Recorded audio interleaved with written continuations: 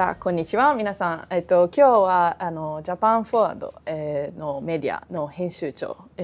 内藤康夫さんと一緒にここに来てるんですけど、まずは、ジャパンフォワードって知ってる方が多いかもしれないんですけど、知らない人もいるかなと思いますので、まずジャパンフォワードの成立の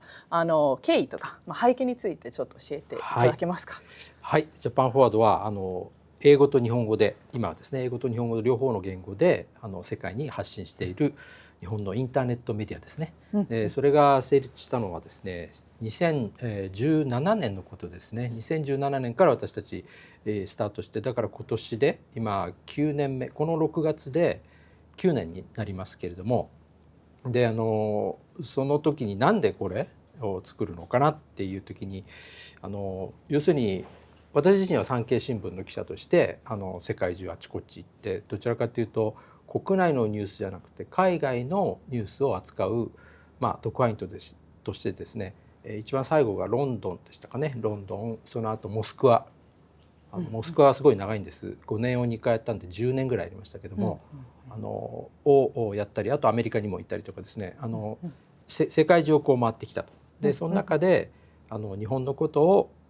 なんかもうちょっと英語で発信、私たちは産経新聞はやらなきゃいけないよなということで、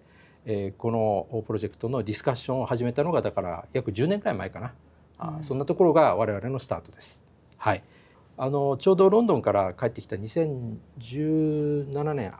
かなの時に帰ってきたんですけども、8年か帰ってきた時にたまたまその時に、私のボスだった太田秀明さんという、私たちは栄翔さん、私たちのボスなんですけどもと呼んでますけれども、太田さんがちょうど産経のトップをされていて、で、その彼がですねやっぱり英語で発信しなきゃいけないと、産経新聞こそ英語で頑張ろうっていう話をしてたんですね。なんですけど彼だけだったんですね。あんまりそれに賛同者がこういなくてですねそういう中においていろいろとスタートアップとしてねこう実験的にやってみようよという話で、私を含めて何人かがこう集まって、最初は3人です。3人だけで、始まりました。でしかもそういうわけでですね、あんまりこの支援を得られなかったので、結局じゃあ会社はそんなにやりたいんだったらどうぞとスタートアップとしてね産経のコンテンツを使うのはどうぞとでそれでスタートしたんですよね。でだから3人しかいなかったんですよ。で当然我々じゃできないので、あとは私ネイティブスピーカーでもないですし、その英語がそんなに得意っていうほどでもないので、だからなんかねこうお金をなんとかかんとかこう作って、それでこう運営していかなきゃいけないよねということで、そういう話になった時に産経新聞はお金は出せませんという、だったらどうしようかということで最初は寄付から始めるしかないねってこう探してたどり着いたのが、一般社団法人っていうのを立ち上げようと、そういうことで一般社団法人ジャパンフォワード推進機構っていうのを立ち上げちゃったと。でそこに寄付をいただいて、ご寄付、そういうことにこう賛同してくださる方何人かいらっしゃったんですね。でそういう方からお金を少しいただいて、で始めたというのがその最初の、それがだから最初に産声を上げたのが2017年のことになります。だから今次は聞こうと思ってたのはやっぱり一番不安なところっていうなんですけど、でもやっぱり人材がいないしってお金もないしって、そういうところですかね。やっぱりそうですよ。当初の時は経験ないって言ったでしょ。経験ない、人材ない、お金ない、3全然ないっていうね、もう何にもない。これねやっぱりこれ怖かったですね。おかげさまでというか本当にもうサポーターのみんながねこう少しずつなんですよ本当に集まって、最初にもうお金を持って来てくださった方、今でもすごくねもう積極的に、誰とは名前はちょっとここで言うのはあれかもしれないのであれですけど、ずっと手伝ってくれて、有江さんも多分ご存知だと思いますけども、すごいですよねそのパッションっていうかね。だから本当に感謝ですよね。だから感謝してなんとかかんとか我々はそうやってこう始めることができたというのが最初だから、それが不安なこと、本当にできんのかな、大丈夫なのかな、もしかして失敗するんじゃないのみたいな、こういうこう何ていうかそれは不安はあった。なんだけどもなんか知らないけどねこうやっぱりやらなきゃいけないんじゃないかな、やりたいな、やりなさいってあなたの背中をこうボンボンってこう、ね、押されてるような感じ、ボンってこうそういう感じがしたんですよ。それでもうとにかく何でもやってみようと。で記者としてずっとやってきたんだけど記者だけじゃダメだなと。お金を集めることをやらなきゃいけない。それから仲間を集めることをやらなきゃいけない。それから仕組みを作らなきゃいけない。それで自分じゃ全部できない。できないんだったら誰かにお願いしよう。仲間を増やしていこう。そういう感じだったんですよ。なのでこういう話をあちこちでさせてもらったりしたのが苦労って言えば苦労ですけどすごく楽しかったということですかね。はい。なんか実はジャパンフォワードはそのウィキペディアのなどの一部で、保守的なんかナショナリストっていうメディアのなんでしょう言い方があるんですけれども、それについてどうなんか違いって感じますかね。ナショナリストって多分悪い意味でそれは書いてるのかな。私実は読んでないんですけど分かんないんですけどナショナリストってその国を愛してるかどうかで、国を愛してない人が本当にを信じることできますかっていう逆にね、例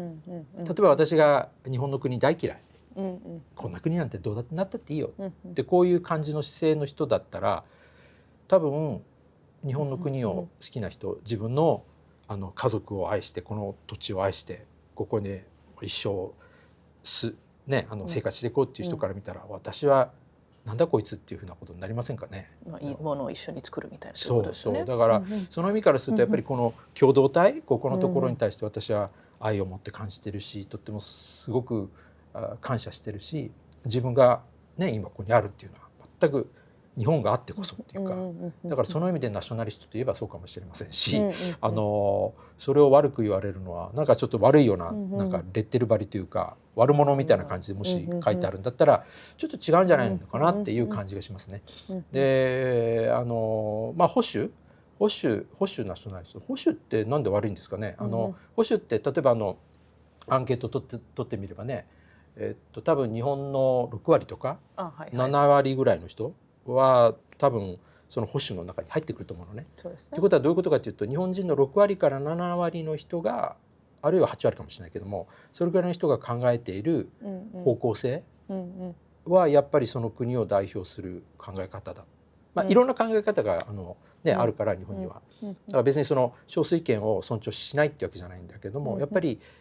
あまり声を出さないそういった保守の大きな人たちが、大きなパイを持ってる人たちが何を考えて何を不安に思ってる。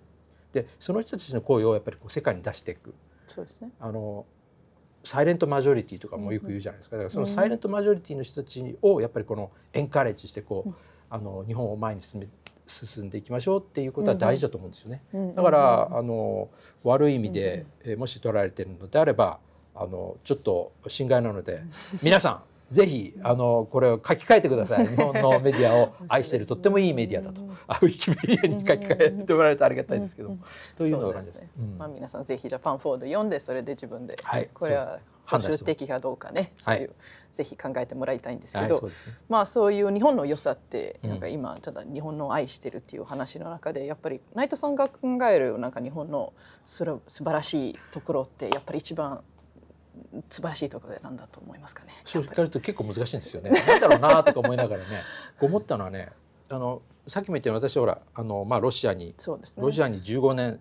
総計で14年かな15年ぐらいいたわけじゃないですか。それでロンドンとかイギリスに5年ぐらいいて、それでまたアメリカ行ったり、その後東南アジアの国行ったり、自分の人生の約 20% ぐらいね外国に住んでるんですよね。もうアリエルさんはそれこそそうじゃないですか。なんだけどだからそれこそ逆に聞きたいですけどいやどこがいいかっていうとね、いいんですよとっても。だって外国に住めば住むほど日本っていいなと思って、なんだろうと思った時にやっぱり和の国、和の国なんじゃないかなと思っていて、和って調和の和ね、ハーモニーですね。ハーモニーの方ね。でそのハーモニーの国なんで聖徳太子の日本で最初にできたその憲法17条憲法ってあるんです。その第1章っていうか1項の最初にところに書いてあるのも和をもって尊しとなすっていうね、やっぱりもうその時日本は荒れてたんでしょう。でそれの中で一番重要なのはやっぱり和なんだということを、聖徳太子がおっしゃられたということもあるけれども、それが日本の DNA の中にあるのかもしれない。よくわからないです、そこのところ。私はだから日本のことをね実は知りたいんです。自分も、自分は日本人なんだけど日本のことをあまりよく知らない、で日本のことを悪く言う人はいっぱいよく聞くんだけど、よく言う人のことを聞くとそうだよなってやっぱりそっちの方を思っちゃう。で特に和のところ、調和を重んじるだとか、そこのところなんてあんまり自分って言わないところだとか、簡単に言うとね、でそれとあまり対立をもたらさないようにする。それが悪い方向に出てくることももちろんあるんだけど、相対で言えば日本に帰ってくるとほっとするとか、例えば海外ね、特派員で終わって帰ってきた、日本に帰ってきたよかったみたいなね感覚も持つし、それと日本って本当にいい国だなと思うんですよ。でどこがいい国だって言われると本当に難しいんですけども、いやそれはいろいろ言いますよ。食べ物おいしいだとか、なんていうか優しいとかなんだけど、なんていうかな、日本っていうものが作り出しているこの空間、これがとっても非常にいいかなっていう感じするんですよね。でこれなんだろうっていうのを実は私も知りたいんです。でそれを皆さんと一緒にこのジャパン報道の中でこの謎を解明しながら世界に発信できたらこんなに素晴らしいことはないと。やっぱりね、今本当に思ってるのは、日本は希望の星というか、やっぱり希望の星じゃない、希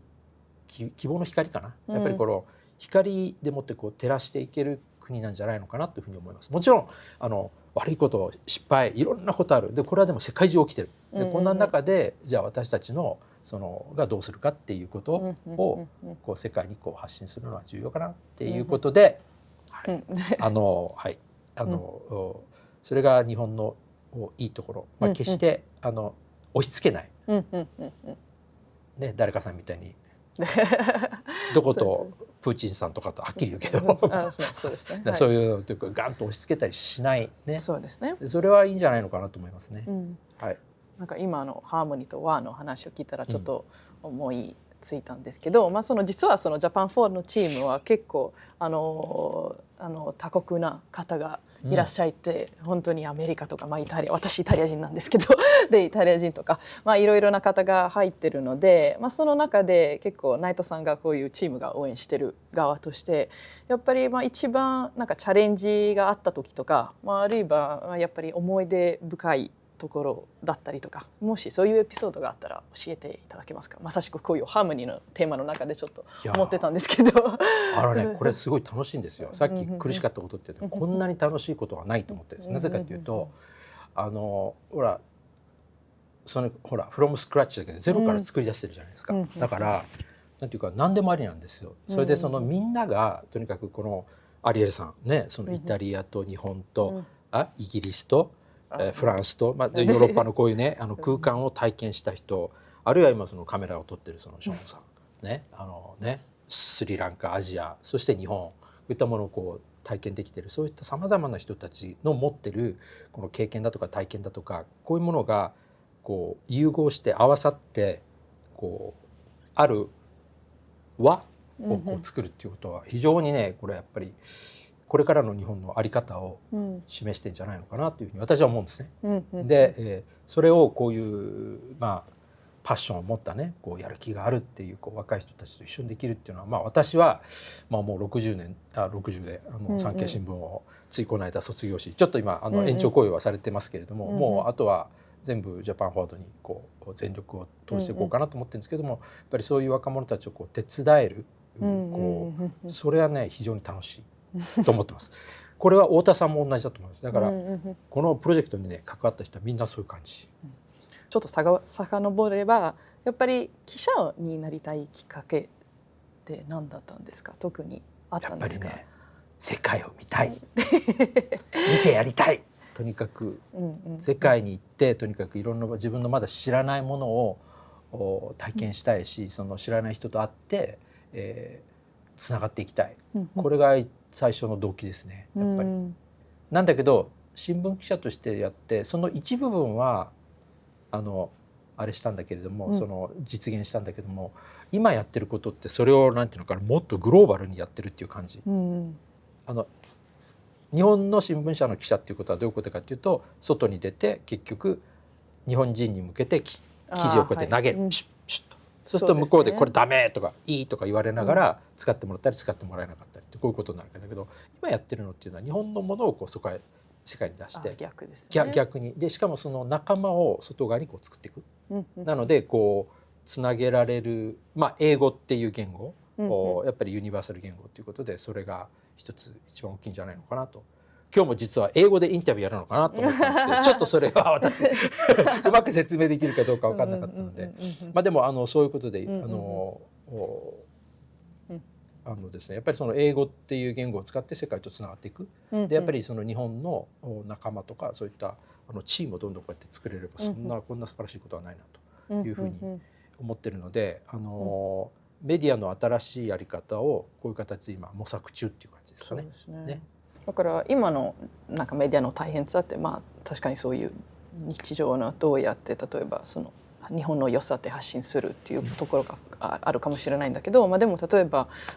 特派員の、経験と比べると、例えばあの時の、チャレンジがあった時だったりとか、あるいは逆に思い出深いエ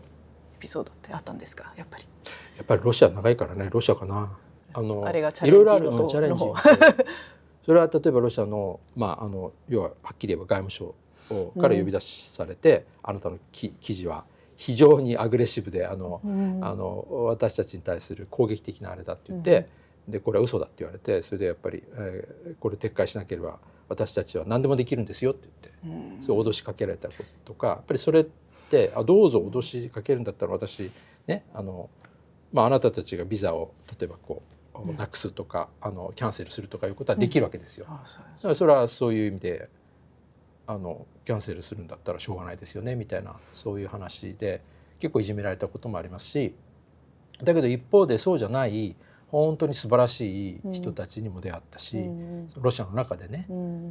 なんていうんですかね、人間社会ってやっぱ面白いな、人間が作る世界って面白いなっていうふうに思って、その中でいろいろなものをねやっぱりロシアで学ばせてもらったし、であと最後最近問題となっているウクライナとの関係、私クリミアにも行ってたしね、何度も。でちょうどその例のクリミアでロシアが奪取しちゃったんですけど、クリミアをね、クリミア半島をね、あの時にも中でやっていて、で国境が閉じるっていう時に最後列車でこう出て行ったりとか、なかなかこういう経験っていうのはできないなって、今で思えばあれを動画とかで撮ってそのレポートしながら出てたら、あれすごい面白いコンテンツになったんじゃないかなとか思うんだけど記者の目ですよねやっぱりなんだけど、だからその時ってそういうこと考えないんだよね。だからそれはねちょっと失敗したなみたいな感じはあるけど、でも先祖にいるのなんでしょう、やっぱり危機感とかそれでもありますよね。そうね、だからこういう対立するのの中になんかこう真実が見えてくるっていうか、だからその中で、そのやっぱりその先端部分に行くっていうのはやっぱり記者としてはありますよね。だけど、やっぱりでもやっぱりちょっと私はそこには皆さんには言ってほしくないです正直に言うと危ないですということで、はい、そんなことはありますけれども、そうですね。はい、こういういろいろな本当に経験集めて、そういう海外にも回っていらっしゃったし、今のジャパンフォードやってるんですけれども、今全部振り返ってみれば若いの頃の自分に何かアドバイスの言葉を送ろうとしたらどんな言葉をかけたいと思いますか？そうね、なんだろう、若い頃の自分にもし見て、ちなみに物理で勉強されたんですよね、大学では。そう大学ではそうなんだよね。本当に物理で卒業した後の内藤さんに例えばいやその時俺ダメだ、物理学者にはなれないなってこの世界でずっと生き延びてはいけないだろうって思ってたので、それで世界見たいなっていうぼやっとしたところで入ったので、その時になんだろうね、やれることを一生懸命やってごらんっていう、そういう感じかな。今変わんないと思うな今となんていうか、やれることを一生懸命、やって、そしたら見えるものが見えてくるんじゃないのっていう、それかな。で最後にちょっと締めたいのは、例えば次の方に何をもし何か聞けるんであればどういうことを聞きたいですか？次がインタビューされてる方、まだちょっと明確になって、そう、誰かわかんないんですけど、俺はねあれですよ、夢は何と、あなたの夢は何ですかと、はい、もう一言で夢何ですか皆さん夢ありますか？それですよね。やっぱり一番なんでしょう、人が動いてる意思になりますよね。やっぱり夢は、はい、夢があってなんか動機づけになるじゃないですか。はい、だと思います。それを聞きたいです。はい、それでなぜっていうね。そうですね。はい、それなの聞きたいです。はい。ありがとうございました。ありがとうございます。じゃあ今回はジャパン4のなんでしょう、フリートークの